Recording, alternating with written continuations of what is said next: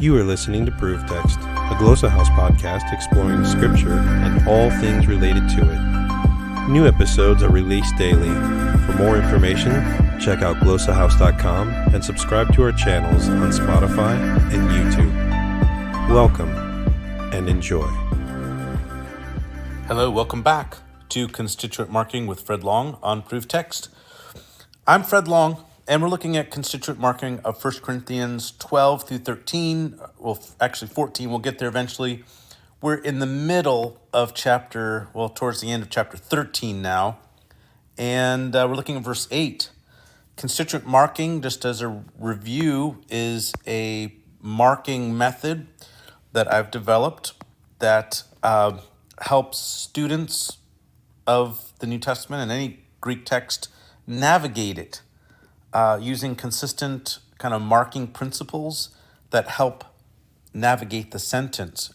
And you single underline verbs and subjects, cut off endings, and double underline direct objects, etc., etc., etc. You can see the legend down below. So, yeah, we're looking at verse 8 here. And this is a great text. I mean, I guess all of Corinthians is a great text, but there's just a lot of cool things to see and learn here as we think of the Greek text and what it means. So let me read it, and I'll mark it up as I go and translate it. So, agape, single underline, subject, udepote. This is an adverb type thing. There is a little connector in there, the de, but it is an adverb meaning never. But I'm wondering if that de has a little bit of a, development marker sense to it, new or distinctive development. So that's just kind of a question mark. I need to study the use of udepote. But then we have pipti, single underline pipti.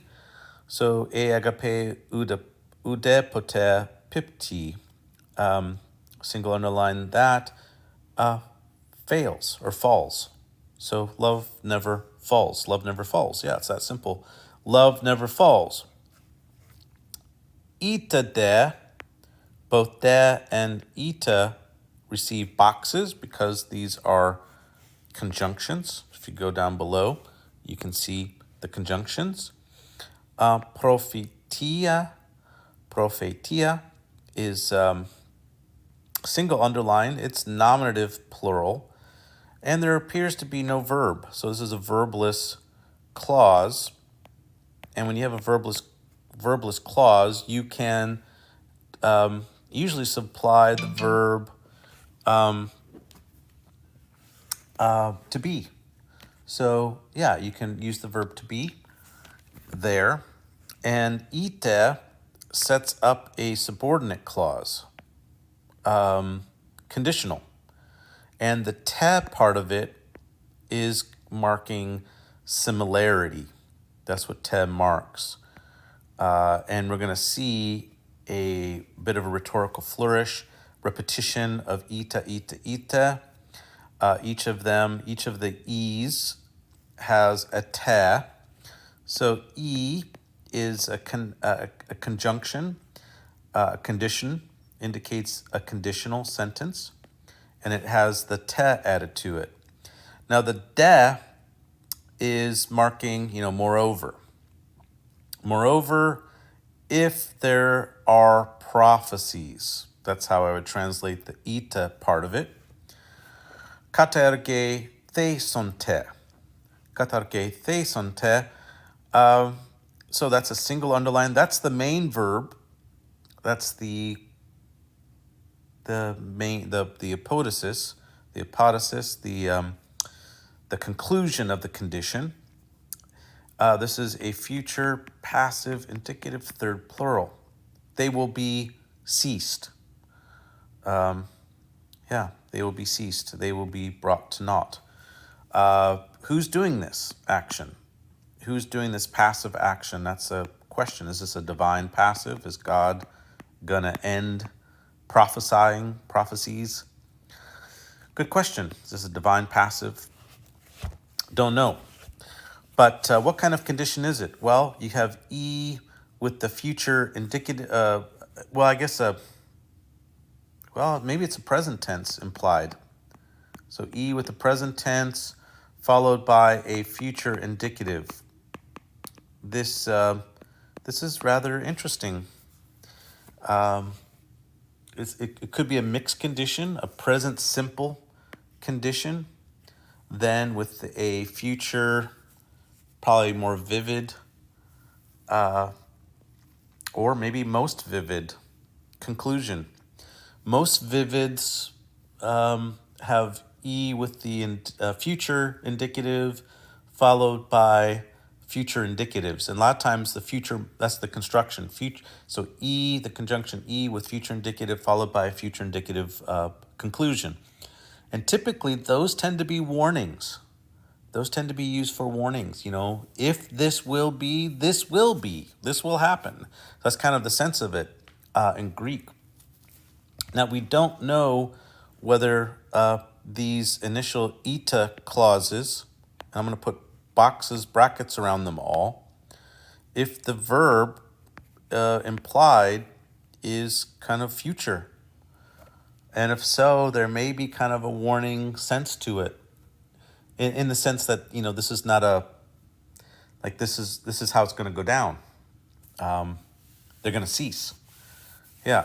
So otherwise, we have a mixed condition. If there are prophecies, they will be ceased. Okay. So the second condition is ita glossa. If there are languages, they will be stopped. They will stop. Pavsante, single underline pavsante. This, on the other hand, is a future middle formed indicative third plural from the verb pavome. Pavome means to stop or cease.